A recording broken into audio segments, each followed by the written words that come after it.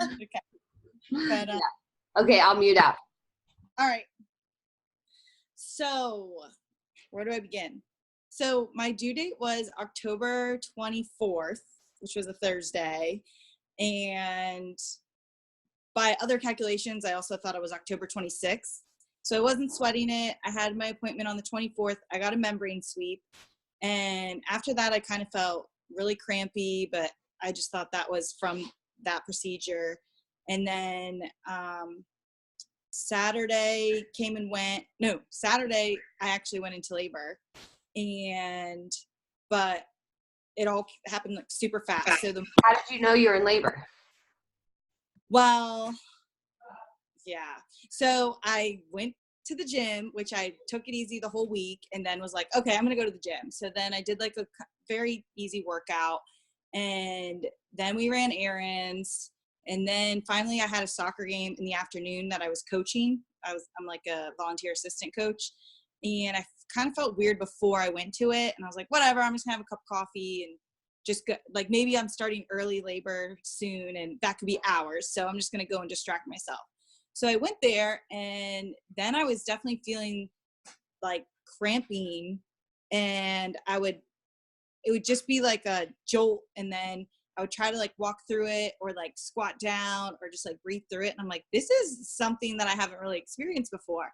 But then they were happening like really close together. So I started timing them, and it was 3 minutes apart, and it was like 35 to 45 seconds long, and it lasted for a whole hour.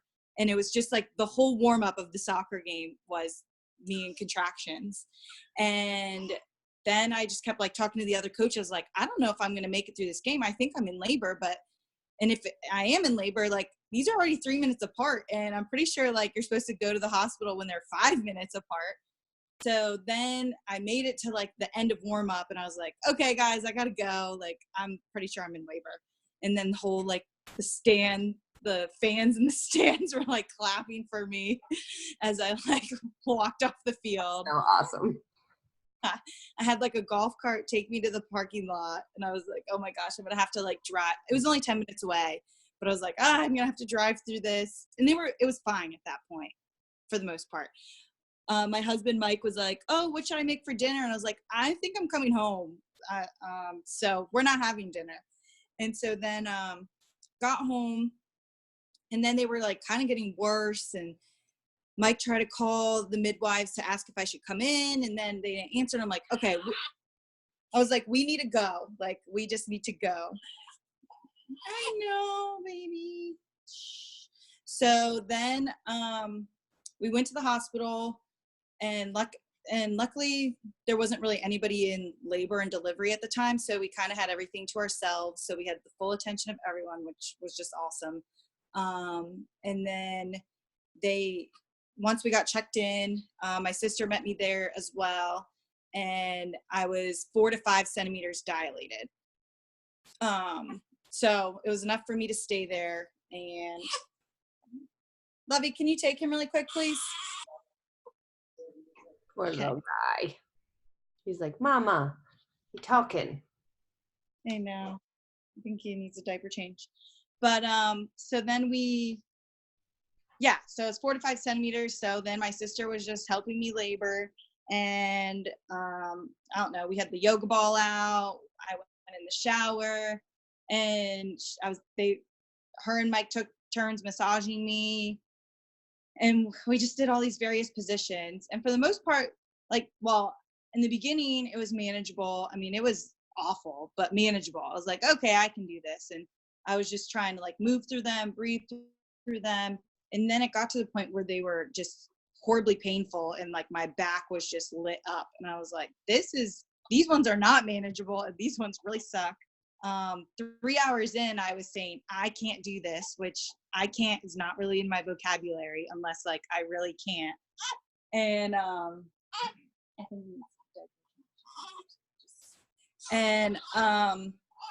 so you know how far along you were then? Did they check you at all? At 3 hours? No, I don't. They hadn't checked me at that point. So So I had intermittent monitoring. So what really sucked is when the nurses had to come in and check like just the fetal heartbeat and everything. And I had to stay still, and they kept the monitor on through the contraction and up to a minute after the contraction.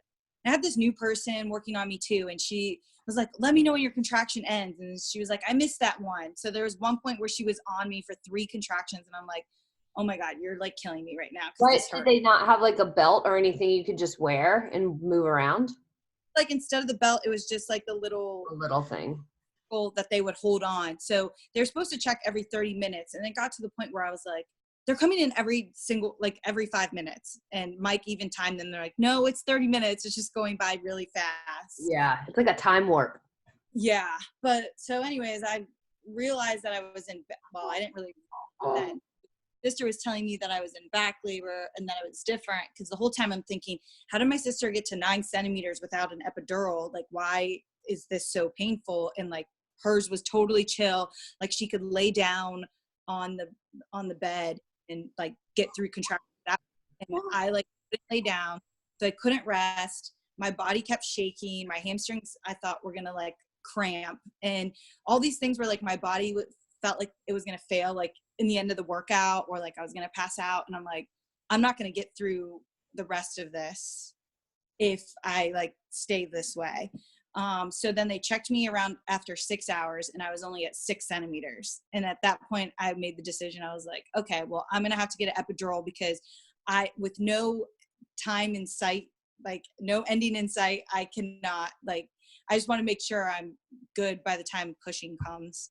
Because the last thing I would want would be like, oh, I'm exhausted and now I can't push, and now we have to have an emergency C-section because what I wanted to go 10 hours in labor or whatever, in back labor. So, and the whole thing was like, I couldn't rest in between contractions. So at that point, so if and when I have a baby again, if I go into back labor, I'm gonna be like epidural, because it was so bad. I never like, I think that I have like a high tolerance for pain, and that pain was just, you can't like cry or scream through it because it hurts even more. And if you can't breathe through it, then at that point you're pretty much like screwed. Not screwed, but like at that point you should consider like pain relieving options, because it's just worse and it's not good experience. So I think we made the call at the right time.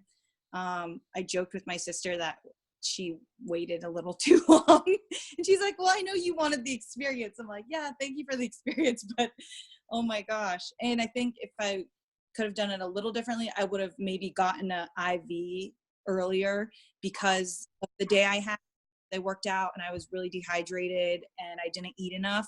So that was part of like how in the first 6 hours, I just felt like exhausted already. Yeah. So, I mean, it was like, you're about to do a CrossFit competition, but you worked out the day before, didn't get enough sleep, and didn't hydrate, like all those things. And then you go have like the biggest workout of your life. It's kind of silly, but that's like the funniest thing I heard as advice that I didn't hear with Logan and Henry, that like my doula and my midwife said. They were like, 'cause I was walking all the time, and they were like, might want to chill on the walking, like in the last little bit. Bonnie, come. She has something. I don't know what she has. You see her in the background looking like a Muppet. But they were like, you might want to chill because you're going to be tired. Like when you actually go to labor. Thinking too, the whole week I didn't work out. Like I just did light walking and went to soccer, which is easy. And then that day I'm like, oh, I'm going to do a workout and do all these things. And of course that's the day that everything happened. So, I mean, I was prepared, except that day just happened to be the day that I went into labor, and I, didn't eat enough, didn't drink enough water. The last thing I had to eat and drink was a cup of coffee, for goodness sakes. So, how many days after your due date? So or you were on your due date? It was calculated by conception. I was on my due date, calculated by the doctors. I was due on Thursday, and then it was Saturday, so 2 days after my due date. Yeah. So, all right, so we get through back labor, and then finally I have this epidural. And well, first I panic because they tell me I have to stay still for 10 minutes for the epidural, and then I'm like, well, I can't. At that point I had uncontrollable like hormonal shakes or something, and in between contractions, I was just like shaking like this. And I'm like, how am I going to stay still for an epidural?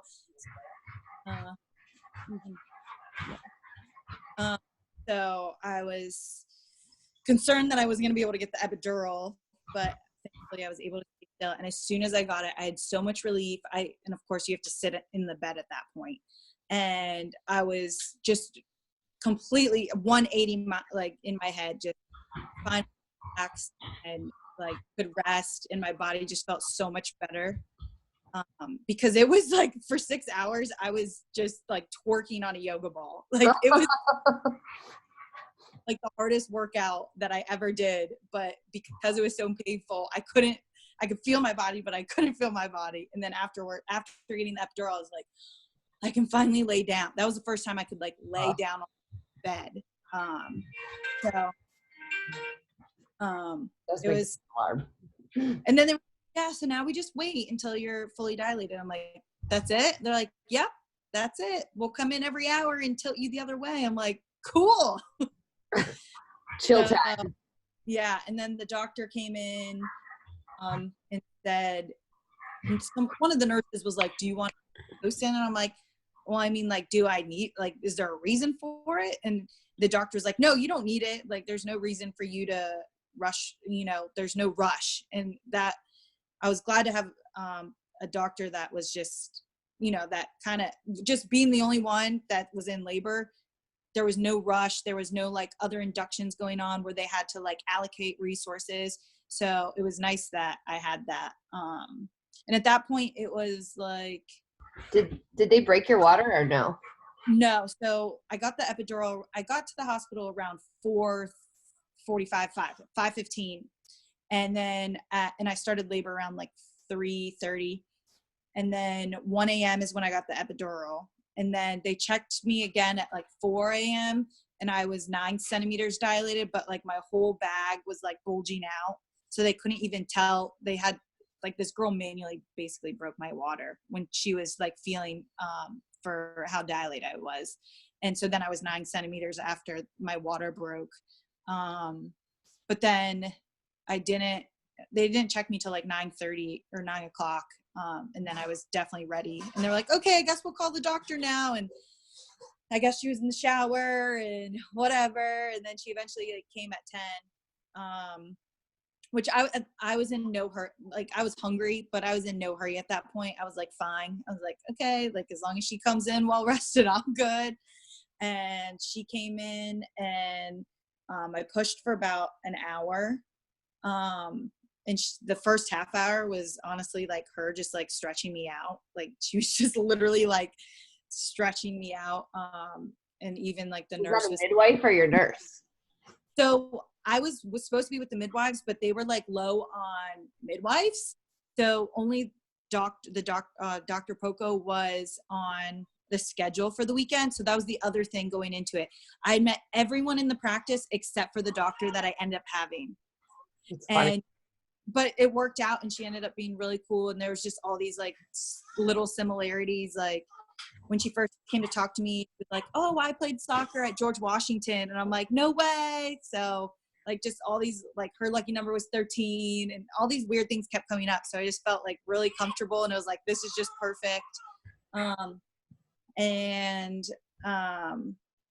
So yeah. And then all the nurses were like, yeah, Dr. Pogo likes to come in at the beginning of pushing. So, and which I was grateful for because she like really, wanted to make sure that like I didn't tear or gave me the best possible outcome for not tearing. So I barely tore. I think I got 1 to 2 stitches on the inside. That's not too bad for first baby. Yeah. So the long pushing was to my benefit. But like I said, at that point I wasn't in pain. So I was like, they're like, oh, this is going to take a little bit longer than we anticipated. And I was like, I'm good. Like rewind back labor. That was horrible. I'm good now. Like, did you have like people in the room other than Mike? So it was my sister, Mike, and we had a photographer there. Yeah. Melissa Skinner, I think. Yeah. And then just like the nurses or whatever. And the doctor was She was funny. Well, her jokes weren't really funny, but they were funny because they were corny. But she was like telling jokes in between contractions and singing songs, making mohawks with my baby's head while he was still inside me. Like, Oh my God. and then, well, at one point she had to leave for like 15 minutes or so. And then the other nurse like tag teamed in, and she was like, yeah, and I could see like the baby kicking my belly because he was sunny side up at that point because he kept like rotating. And so she was like up in there trying to rotate him. So by the time he came out the normal way, but there was a little bit of bruising on his face from being sunny side up. Yeah. And that nurse was like, yeah, that's why your contractions were so bad, because he was that position. I'm like, well, that makes sense now. That was miserable. Logan and Henry were both sunny side up. Yeah, not fun. But now I know what that is. So How did Mike do through the whole thing? Was he stressed? Calm? So he was super calm. Got right in and helped. And same with my sister. Like my sister, I guess, did this in a previous life because she just like jumped right in there and was like a professional doula all of a sudden. And Maybe she should get certified as a doula. thought about getting certified this summer, but she didn't have like the time for the class. She couldn't make it or whatever. But yeah, Mike was just like right up in there. He actually caught the baby. So right before, like, the doctor comes in there, baby, can you hand me him, or can you hold him, please? Right before the doctor gets in there, and Mike's like, oh, so I would like to catch the baby. And she was like, we kind of discussed those things like beforehand. And I was like, no, we were just kidding. Like, cause I was like, what? You can't just spring this on them. And then when the time came, the doctor was like, hey, come here, Dad. And she was just like, okay, now put your hands here. And like in his head, he's like, do I need gloves?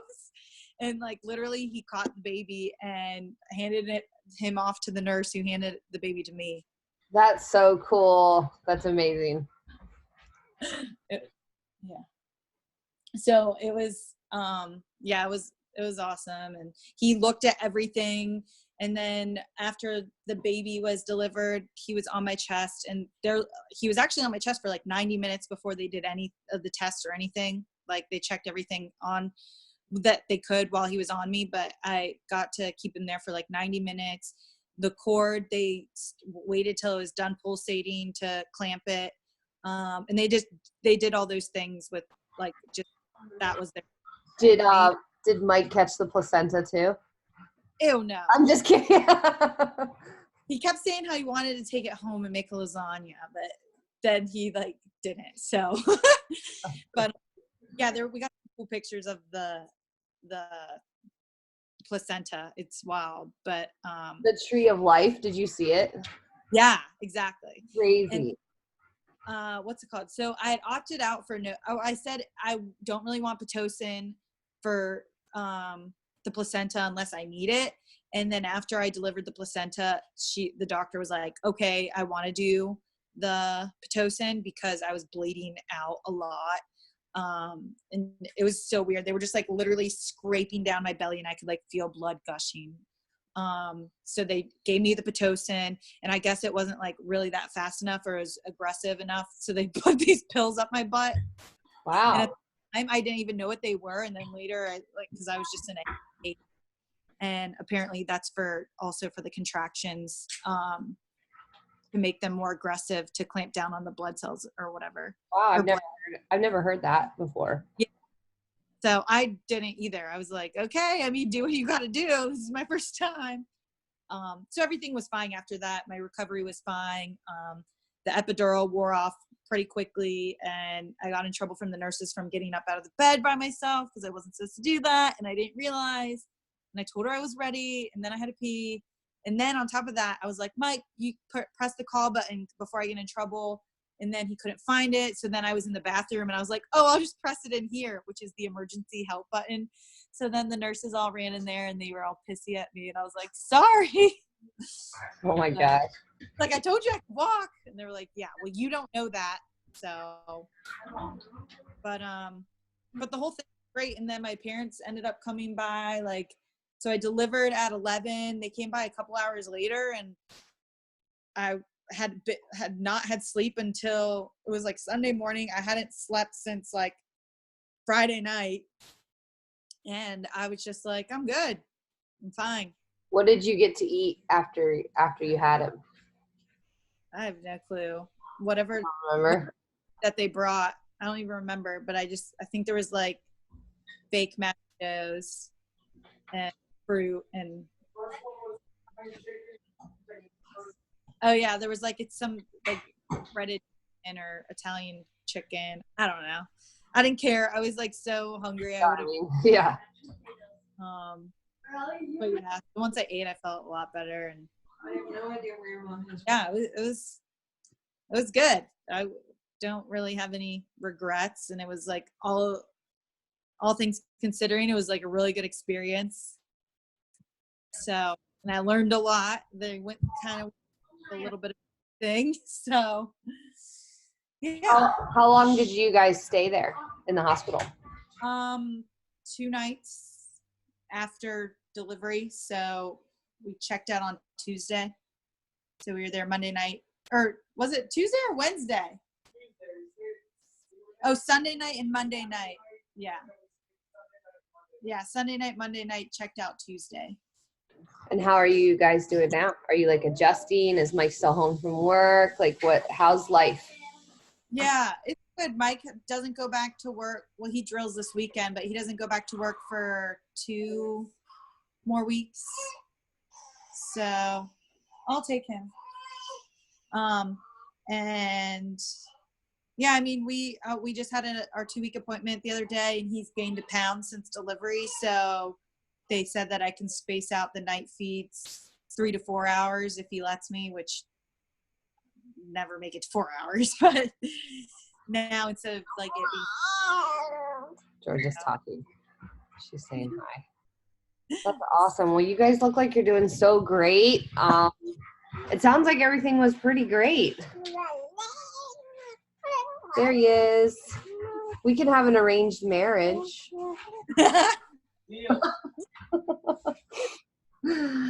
Georgia, look. babies. Hi, baby. Yeah, and he has all this hair. I can't believe it. Oh my gosh. So stinking cute. Look how bright his eyes are for a newborn. He's so cute. How's nursing going? Henry, go for a second. Go. How are your boobs? You want to tell my 8-year-old how your boobs are? No, it's going good. The first couple of days, of course, were, kind of hard. I mean, hospital, I was like, the nurses, they're like, oh, you have really good boobs for breastfeeding. I'm like, I don't know what that means, but I'll take it. So the first couple of days were weird, and I didn't do any like prior research on it. So how crazy was it when your milk came in? Were you like, holy crap?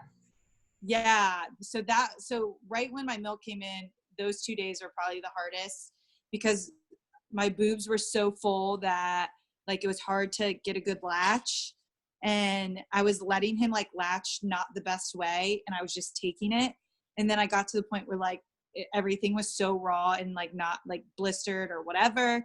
And conveniently, like the lactation consultant had called me that day, like after a kind of a stressful night. And she was just, I was like, is there a point where I like shouldn't let him be on that boob? And he's like, if you can withstand the pain, it's fine, but just make sure you're recorrecting the latch so it's not getting worse. So once I did that, it was fine. And now they're like desensitized or whatever, and it's fine. It's not. They have this like, it's almost like Vaseline type cream you can put on that helps. I can look it up. Yeah. Send you a picture. Told me this like all-purpose cream that's at this one pharmacy or whatever, and cutie. And I didn't end up getting it because I healed really quickly, and I haven't had issues since then. It was just that. And then also I like hand expressed a little bit so that my boob was softer so he could actually laugh. Yeah. Or I just point down on it and sandwich it. So this is what's ahead. biting. See what she's doing? She's biting me. She's like biting. She liked it for a couple months, and then now she doesn't like it anymore. Yeah. He's been a little fussy at night, even though he's been changed and everything. But he doesn't, I mean, we just tried it, like not really into it. We tried different ones. So like the first ones that we tried, she didn't like at all. And then right around 2 months, we found one she liked. And she liked it for about 2 months. And then now she won't take it again. Yeah. She realized. We'll see. We'll probably try. I mean, I'm in no. Yeah. She figured it out that she doesn't want it. She wants to really go. But, well, I'm just so thankful for you to share your story. And I know a bunch of people will watch it after the fact. And Georgia May, hush, baby. And obviously, I'm just glad to talk to you and see your little man and see Mike. So handsome. Hi, buddy. So how much did he weigh and how long was he? He was 7 pounds, 12 ounces, and he was 20 3/4 inches. So cute. Now he's 8 pounds and 13 ounces. Well, I can't wait to meet him in person someday. I know. And you guys will meet Georgia. Yeah, we can't wait. Well, anything that you need, just reach out, because I didn't really realize how nice it was to have, like, my doula kind of, she's a friend, but she also checked on me quite a bit in like the 6 weeks postpartum. And there's just a lot that happens, like in your body and your mind, and it's a lot. I was wondering, how soon did you start like working out? I started walking right away, but Jenna actually gave me like the feedback that if I didn't have good posture, like with my pelvis, like if I felt like I was dumping the water bowl out forward, you know, kind of like relaxed belly, like if your pelvis is a bowl of water and your rib cage is stacked on top, if I was dumping forward with my pelvis, then I was too tired. So in the first couple of weeks, I just tried to work on like my posture and being like a neutral pelvis position when I was walking. And then honestly, like I was like expecting, because I had exercised all the way through pregnancy, that I would be able to go back at 6 weeks, but I really wasn't ready. So I started going and kind of like going through the motions of working out, but I really wasn't doing anything. I was just kind of like there and participating, but I wasn't ready to push hard or lift any weights. And so I really felt like for me, I didn't feel like I was truly like working out again until like, I don't know, 4 months, until I was really pushing and not just kind of like moving. Okay. But so like after a couple weeks, I should be able to like move like body weight stuff, like air squats, and it's all dependent on, like, even if you feel good, it's okay to like be conservative, because so much has happened inside that it has to heal. So like, even if you kind of feel good and your legs feel good and stuff, like you don't want to overdo it. The 2 pieces of advice that I got were, if bleeding increases, then you've done too much. Right. And if you are peeing yourself, you're doing the wrong thing. And then also, like, if you have like any lower back pain, which is like a symptom of just like your abdominals being weak, then you're probably doing too much. So it just might be like you have to check in and see where you're at. I mean, I'm still scaling stuff. Like, it's just a day by day, like, oh, this feels good today, like I can do it, and then I add it back in. But it's definitely not like what I expected. I thought I would be like bounce back at like 8 weeks, and it just takes longer. Doing until the day. Yeah, I did. I mean, I worked out until the day I had her. It didn't. It just, your body has to heal, and that takes longer than like what you would think would be like, oh, I just need to like restart my exercise. There's healing, and that takes a little bit of time. So I mean, if I like start doing exercise and I no pain, my form good, then I'm okay. Or should I still be waiting? So I think you can start doing like gentle things. I'm gonna nurse her while we're talking. Soon as you feel good, but you're gonna want to avoid certain things that put too much pressure on your abdominal wall. So like, for example, like burpees don't sound like they have a lot of pressure on your abdominal wall, but like as you go down for a burpee, you open up your stomach, you know, like potentially. So I avoided those for a while. Like I waited until like at least 10 or 12 weeks till I was doing burpees. I was doing air squats to a target, you know, as soon as I felt ready. I was doing step ups fairly quickly. I didn't start doing pull-ups until, you know, at least 12 or 14 weeks, until I could like really contract my abs. It just like, so you just kind of have to go slow. Yeah. There's no rush, right? Because if you go too fast, then you get a setback. If you go nice and slow, you'll be, you know, back to your normal self before you know it. Yeah. I mean, yes, for my mental state, it's helpful to be able to break a sweat. That's what I started with, was I didn't worry about doing something in particular. I just, once I felt good, the whole goal was just to sweat. And so then I felt better. And so each day it was like sweat, check. Yeah, that's all I really care about at this point. Like I'm in no rush to be back, or but just to be able to work out. It is, honestly, it's really hard. It's really hard in the first couple of weeks because you're alone a lot with like baby, and then you don't get to go to the gym with your people, and like you also can't exercise for like the mental relief.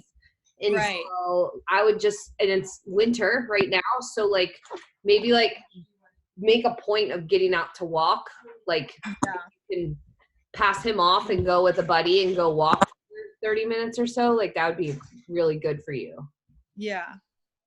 Yep. I've been trying to do daily walks. No, you wait for everybody else. Every day, get fresh air.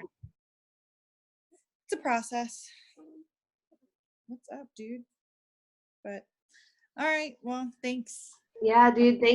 Thank you so much for sharing it, and it's so good to see you.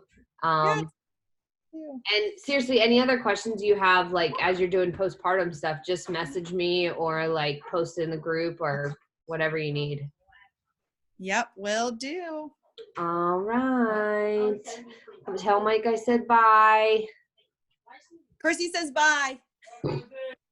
Bye, Christy. All right. Oh, wait, can I take our picture? Do you care? No. Okay, hold on. All right, ready? We're both like nursing. Ready? 1, 2, 3. Got it. Okay. It's really funny. Bombed. I know. Photo bombs. All right, girl. Well, I will talk to you later. All right. Bye. Okay, bye.